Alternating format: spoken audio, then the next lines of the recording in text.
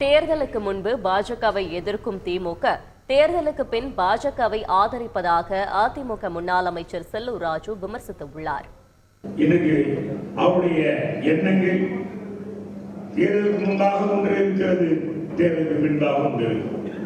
நேற்று வரை பாரதிய ஜனதாவை எதிர்ப்பது போல் காட்டிக் கொண்டிருந்த மாநில அரசு, திராவிட முன்னேற்ற கழக அரசு அவருக்கு மடியிலே கடந்து இருக்கிறது.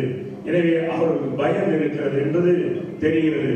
அதன் வகையிலே தான் இன்றைக்கு பாரதிய ஜனதாவை எதிர்ப்பது போல் இன்னைக்கு வெளியே காட்டிக் கொண்டு உள்ளூர அவர்கள் சொல்வதை செய்கின்ற ஒரு ஆட்சியாக இந்த ஆட்சி இருக்கிறது என்பதை இந்த நேரத்தில் நான் இங்கே சுட்டிக்காட்ட ஆசைப்படுகின்றேன். இன்னைக்கு தேர்தலுக்கு முன்பாக இருந்த பாரதிய ஜனதாவை தேர்தலுக்கு பின்பாக இருக்கின்ற பாரதிய ஜனதாவுடைய திமிர் வேறு என்பதை நீங்கள் புரிந்து கொள்ள வேண்டும். எவ்வளவு திமிரோடு இருந்தார்கள், 400 சீட் என்றார்கள்.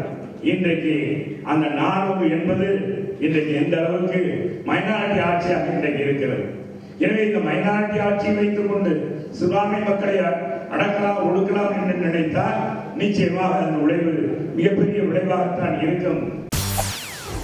செய்திகளை உடனுக்குடன் தெரிந்து கொள்ள உடனே சப்ஸ்கிரைப் பண்ணுங்க.